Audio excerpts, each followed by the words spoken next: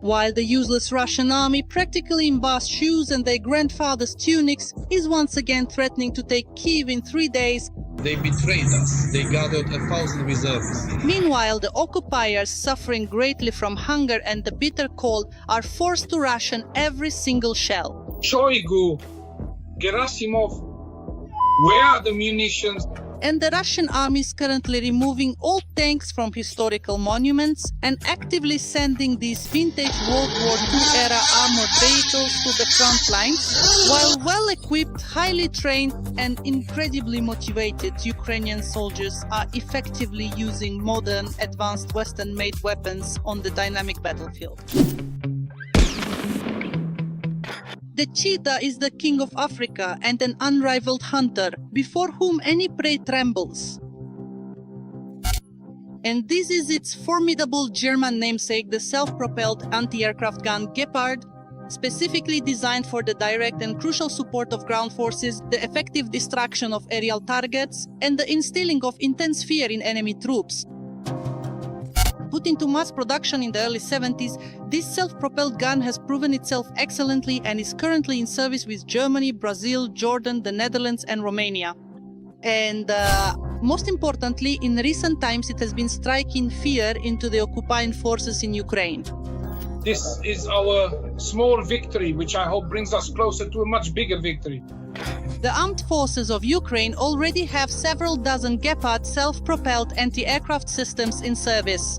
Ukrainian defenders received the first trial combat vehicles from Germany as early as last year. Now a new batch has arrived. Contact is established.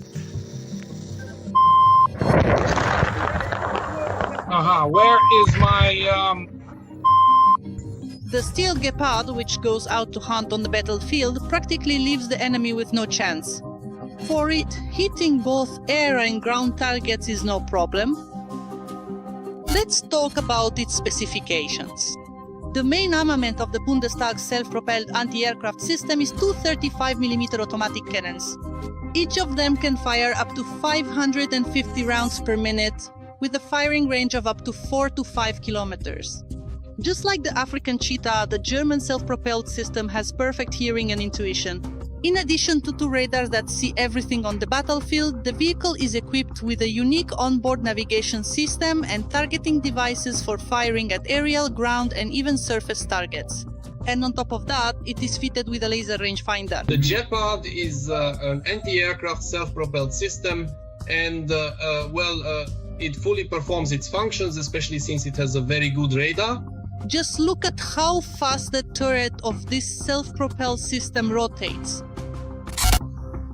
The chassis from the German Leopard tank gives the Gepard its maneuverability. This allows the Steel Predator to respond to aerial threats as quickly as possible. This anti-aircraft self-propelled system makes it possible to cover the deployment of our units of the armed forces of Ukraine. Plus, it provides cover for marching columns.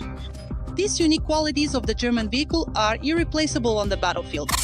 That's why the armed forces of Ukraine often use the Gepard as a short-range air defense system. The Gepard is primarily used to counter low-flying targets. We're talking about targets moving at speeds of around 350 to 400 meters per second. These can be certain specific types of munitions, but they can also include various objects such as formidable attack helicopters. So in fact, these kinds of sophisticated systems are frequently used as essential short-range air defense assets. Shaheds are one of the main targets for the German self-propelled anti-aircraft gun on the Ukrainian front. It takes out the Shaheds like sunflower seeds, but it can also easily shoot down helicopters, airplanes, drones, and even missiles flying at altitudes up to 400 meters.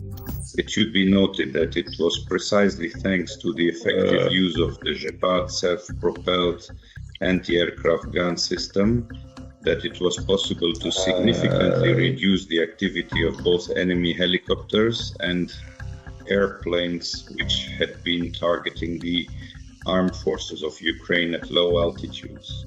At the same time, it should not be forgotten that the pitiful Russian army currently has virtually nothing effective to counter these modern Gepards on the battlefield. Russia has two types of such weaponry. Moreover, Both of these weapons are also in the possession of the armed forces of Ukraine. In fact, one of them was captured from Russia as trophies in a certain quantity. We are talking about such self-propelled anti-aircraft systems as the Shilka and anti-aircraft missile and gun systems like the Tunguska. Neither of these current systems can truly compare to the Gepard. A unique fire control system, onboard navigation, protection against radiation and chemical weapons, a laser rangefinder soldiers across the border can only dream of such things.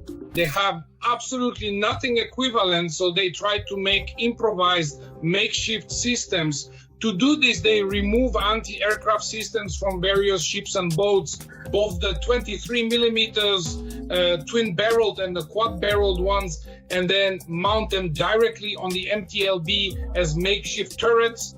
But let's get back to the Gepard, or more precisely to its crew. The soul and heart of this machine are our soldiers. There are 3 people inside: the driver, the commander and the gunner. All of them were trained in Germany at one time and know the German vehicle like the back of their hand. That's why the anti-aircraft systems are so effective on the front lines. Western experts note the heat rate is about 0.90 to 0.95. On average, according to NATO standards, the heat rate is about 0.8. This truly speaks to the exceptionally high level of rigorous training of the Ukrainian air defense forces and accordingly the remarkable professionalism of Ukrainian servicemen. The Gepard is ready to defend Ukraine in any weather conditions and at any time of year. Neither rain nor snow affects its performance. That is precisely why our Western partners value this vehicle so highly. For a very long time, this particular system was indeed one of the most critically important elements of the overall air defense system of the NATO countries. The only drawback of the German self-propelled guns is their number in service with the Ukrainian armed forces and the shortage of ammunition.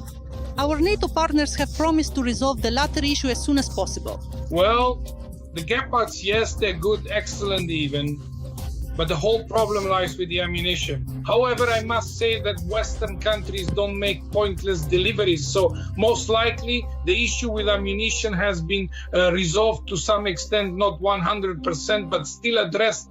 Our general staff would never have agreed to receive weapons without ammunition. And yes, the number of other Gepards currently in service with Ukraine is expected to significantly increase very soon.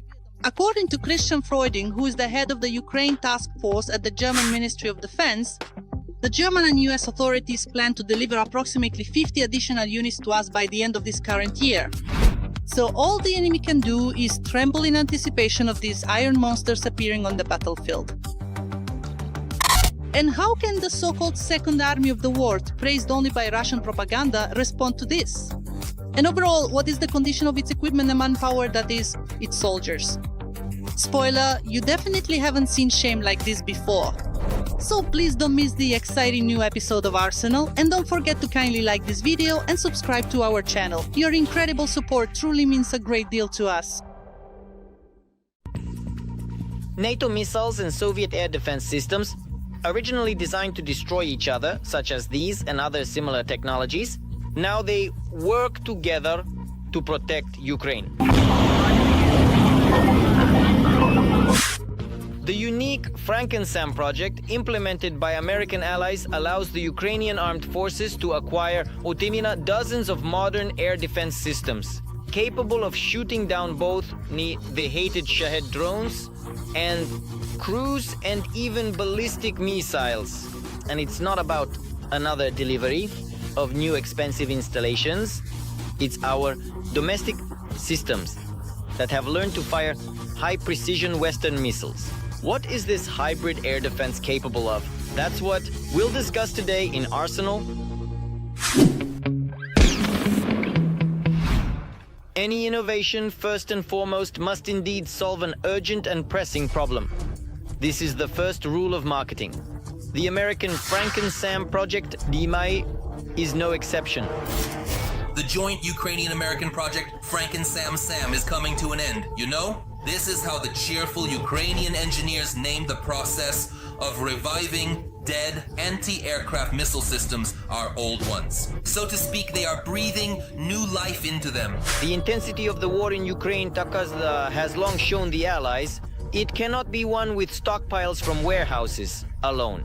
This concerns not only tanks and shells, it also involves ammunition for Ukrainian air defense systems, predominantly from the Soviet era.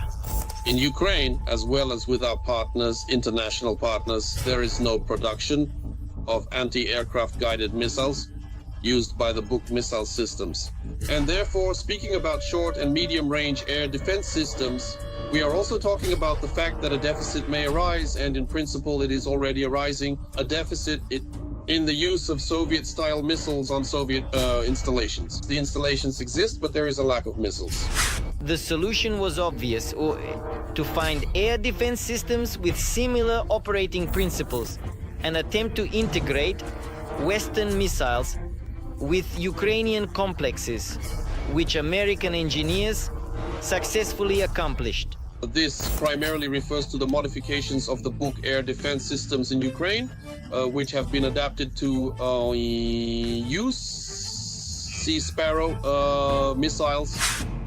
Frankly speaking, the solution was not new. As early as the late 2000s, Poland carried out a similar modernization in its forces. At that time, engineers managed to integrate launch rails onto an even older surface-to-air missile system, the Cub. Poland at one time similarly managed to modify its Cub surface-to-air missile systems, which are the predecessor of the Buk, to use Sea Sparrow missiles, specifically Sea Sparrow. However, after joining NATO, Warsaw began receiving original Western air defense systems, and the need to modify the old ones disappeared. A similar fate befell the Czech project by the company Ritia, presented in 2011.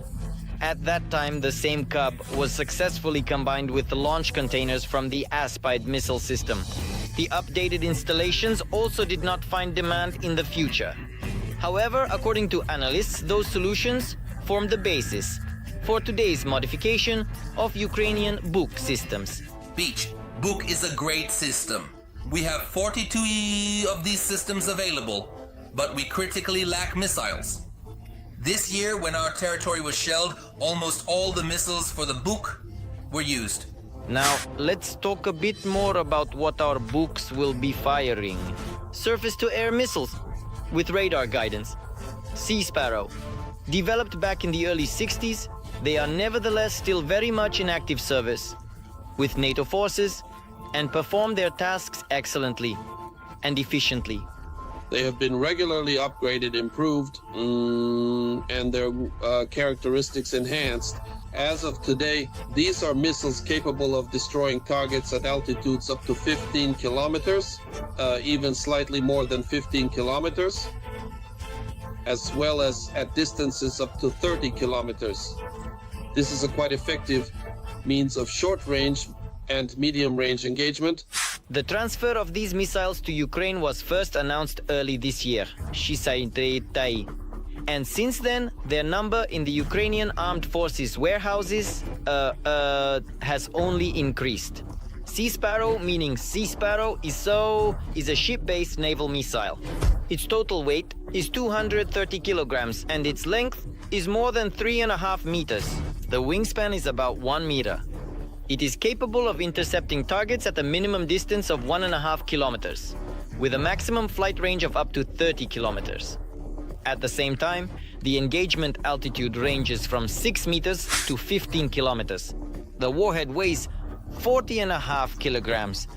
After Taiwan, Ukraine will become the second country to use the Sea Sparrow on land-based installations. The military crew responsible for executing the firing task includes self-propelled firing units. There are 6 of them in the entire anti-aircraft missile system, and thus we can fire at a total of 6 targets in 1.5 minutes, with the ability to shift fire to another 6 targets. Their main targets are airplanes, helicopters, drones, and cruise missiles, such as these. of course, for intercepting subsonic air targets. These include sea-launched cruise missiles like Kaliber or air-launched cruise missiles like the KH-122 and KH-5555. Furthermore, additionally, they can incredibly intercept missiles with a flight speed of up to 2 Mach, which is incredibly high in speed and precision. However, considering the missile's flight speed of 3.5 Mach, which is more than 70 kilometers per minute, our Buks now become a formidable weapon even against Russian ballistic missiles. Another variant of the modernized air defense systems will consist of Soviet radars and AIM-9M air-to-air missiles with similar characteristics. Moreover, their installation on the mobile track platform of the Buk air defense system opens up a multitude of new possibilities for air defense crews. These systems can be deployed not only in the rear areas of Ukraine and Ukrainian cities, but also brought closer to the line of engagements. As part of the FrankenSAM project for the modernization of our air defense systems, it is known that half a dozen Buk systems have been modified. There are another 17 inline that Ukraine is ready to hand over for upgrading. In total, the Ukrainian armed forces have about 70 such anti-aircraft missile systems, which will likely also undergo modernization and be put into service, equipped with Western missiles. And it's still too early to say, of course, that these systems are close to completion of production. But I think that after some time, they will definitely appear in our troops, because we perfectly understand that, unfortunately, the Russian missile terror will not end soon. Even more interesting facts about weapons await you in the next videos. So, don't forget to like and subscribe to our channel to not miss new episodes of Arsenal.